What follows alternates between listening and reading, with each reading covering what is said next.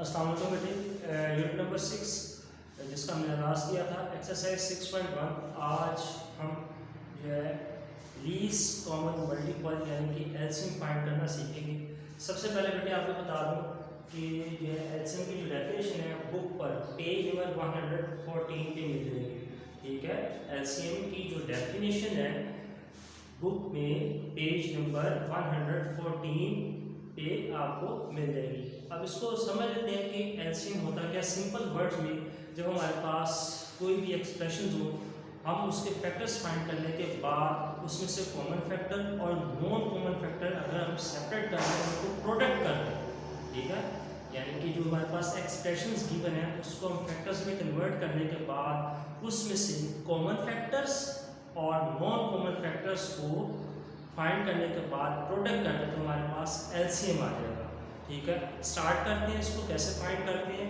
तो question number 4 है, इसका बेटे सेकंड पार्ट है।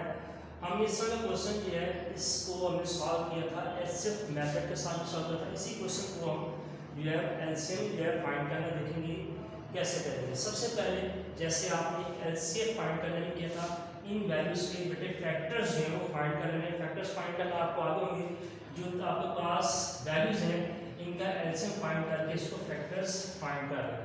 अच्छा, अब मैंने आपको बताया था स्टार्ट में कि एलसीएम का जो फाइंड करने का मेथड है, अगर हम जो गिवन एक्सप्रेशंस है उसके फैक्टर्स फाइंड कर ले, उसमें से कॉमन फैक्टर और नॉन कॉमन फैक्टर्स को मल्टीप्लाई करके तो हमारे पास एलसीएम आ जाता है।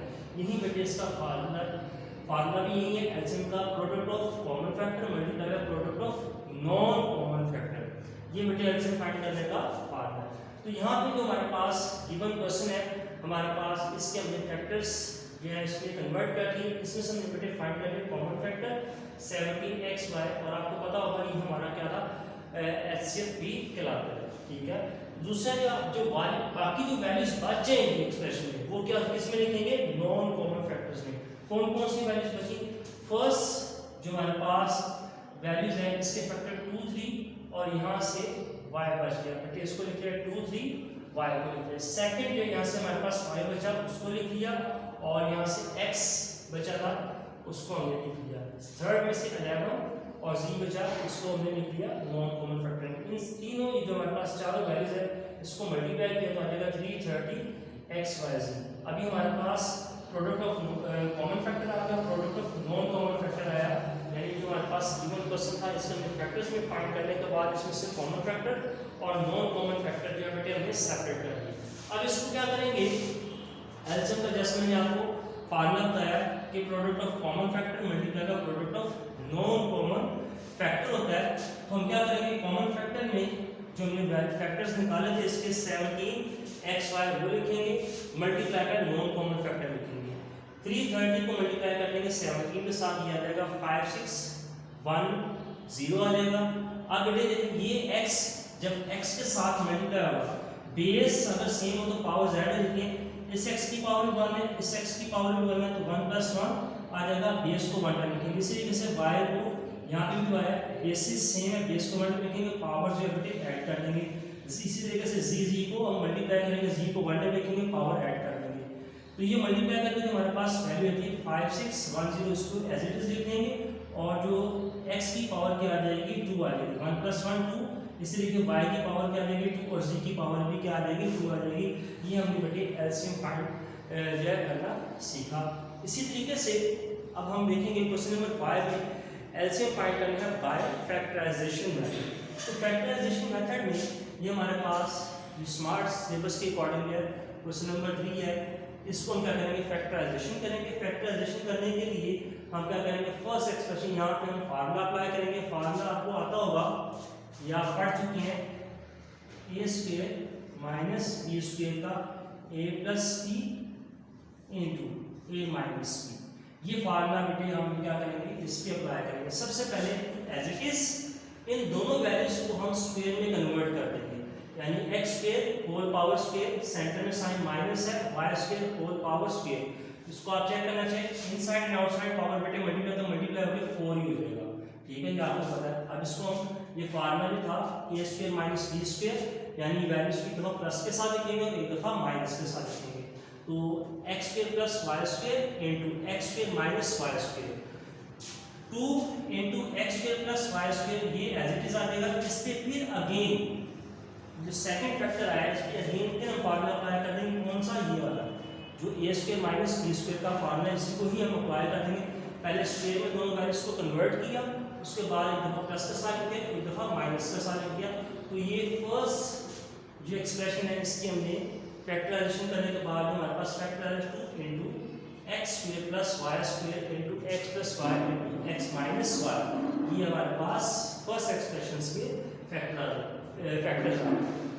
इसी तरीके से हम सेकंड एक्सप्रेशन की फैक्टराइजेशन करेंगे। फैक्टराइजेशन करेंगे तो बेटे हमारे पास आ जाएगा 3 एज इट इज। अब ये 4 वैल्यूज है, फर्स्ट टू में से कॉमन निकालेंगे, फर्स्ट टू में से बेटे कॉमन निकला एक्स स्क्वायर, अंदर पास गया x plus 2y, second to में से कॉमन निकालेंगे माइनस वाई स्क्वायर, अंदर पास गया एक्स प्लस 2y। ब्रैकेट में देखें वैल्यू सेम है, साइन सेम है, इसका मतलब हमारी फैक्टराइजेशन जो है बिल्कुल परफेक्ट हुई है। अब ब्रैकेट वाली वैल्यूज को हम वन टाइम लिखेंगे, बाहर वाली वैल्यूज को ब्रैकेट में लिख दिया। ये सेकंड जो फैक्टर था x square minus y square, इसके ऊपर हम फार्मूला अप्लाई कर देंगे a square minus b square का, यानी इसको स्क्वायर में कन्वर्ट किया, सेंटर में साइन माइनस का, एक दफा प्लस के साथ लिख दिया, एक दफा माइनस के साथ लिख दिया। अब बेटा ये करना क्या है, ये हमारे दोनों एक्सप्रेशंस के लिए फैक्टर्स फाइंड करने, इसमें से हमने कॉमन फैक्टर निकाले। कॉमन फैक्टर जो हम कौन से आए, x plus y into x minus y, यहाँ से x plus y into x minus y, ठीक है, x प्लस वाई और x माइनस वाई के लिए हमारे पास क्या है, प्रोडक्ट ऑफ कॉमन फैक्टर। इसी तरीके से जो बाकी बच गए वो नॉन कॉमन फैक्टर में लिख देंगे। 2 बचा, 3 बचा, फर्स्ट एक्सप्रेशन का 2 और यहाँ से बचा था x square plus y square, उसको लिख लिया। सेकंड एक्सप्रेशन का 3 इंटू एक्स प्लस 2y बचा, उसको लिख लिया। 2 मल्टीप्लाई बाय 3 6 और बाकी बेटे हमारे पास आ गया x plus 2y into x square plus y square, ये बेटे हमारे पास जो है नॉन कॉमन फैक्टर आ गए। अब हम इसको क्या करेंगे, फार्मूले के जरिए इसको आगे मजीद जो है सॉल्व करेंगे, आप इसको नोट कर लें।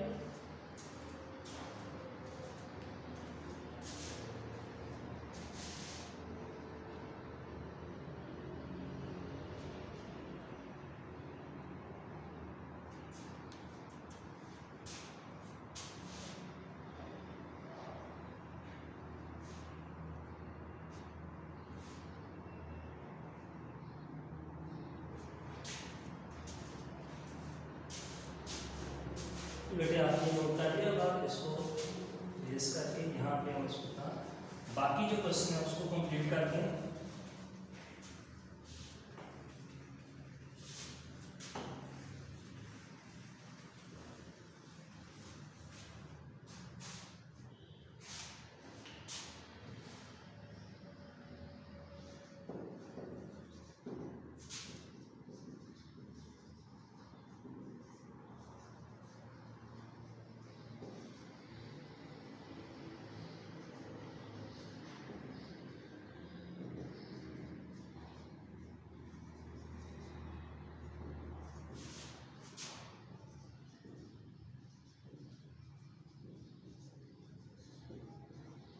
Product of common factor multiply by product of non common factor. Common factor के जो फैक्टर आते हैं x plus y into x minus y, multiply कर देंगे 6, non common factor 6 into x plus 2y into x square plus y square.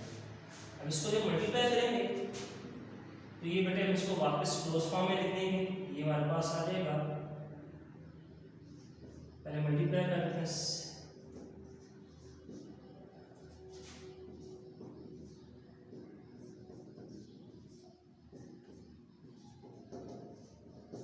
अभी जो जिन 3 factors को मैं अंडरलाइन किया इसको हमने क्लोज करना है। सबसे पहले इन 2 फैक्टर्स को क्लोज करेंगे तो इसकी जो क्लोज फॉर्म आपके पास आएगी,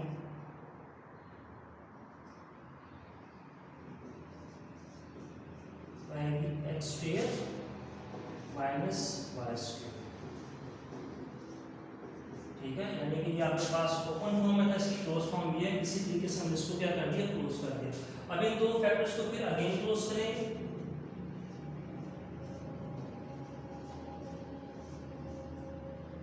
एक्स स्क्वायर का whole square minus y square का होल स्क्वायर।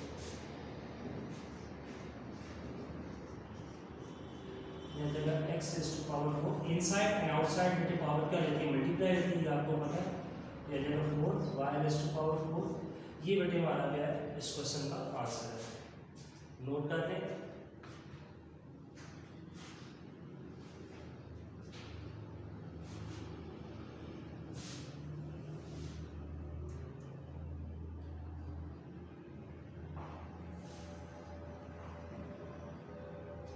ये तो बेटे ये था हमने 6.1 आज जो हमने एलसीएम फाइंड करना सीखा।